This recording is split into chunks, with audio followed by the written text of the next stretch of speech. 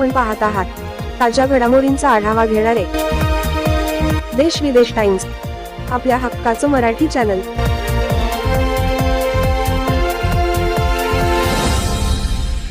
महिलेच्या गळ्यातील सोन्याचे दागिने चोरणाऱ्या टोळीला जागरूक नागरिकांनी पकडून दिले पोलिसांच्या ताब्यात।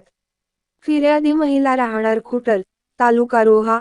या रोहा फेरदर मार्गावर आपल्या घरून खुटल येताना रस्त्यात पाठीमागून रोहा बाजूकडून एका मोटारसायकलवर आलेल्या 3 इसमांनी संगणमताने महिलेला अडवून मोटारसायकलवर मध्ये बसलेल्या तरुणाने महिलेच्या गळ्यातील सोन्याचे मंगळसूत्र जबरीने खेचून घेतले।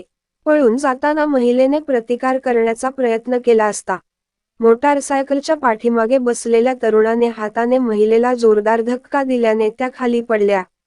त्यांचे कमरेला मुकामार लागला असून मंगळसूत्र खेचताना मानेजवळ जखम झाली आहे।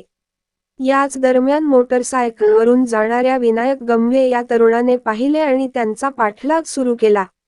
खैराले येथे राहणारा मीन प्रणितंबे याला फोनवरून घडलेला प्रकार सांगितला। त्याने मोठ्या हिमतीने या 3 चोरांना रस्त्यात अडवून पकडले। यात आरोपी राजेश हरिश्चंद्र राजपूत, सचिन तानाजी राजपूत, अरुण घुस राजपूत, सर्व राहणार मुळशी, जिल्हा पुणे यांची स्थानिक नागरिकांनी झडती घेतली असता त्यांच्याकडे सोन्याचे दागिने मिळताच पोलिसांनी बोलावून त्यांच्या ताब्यात देण्यात आले।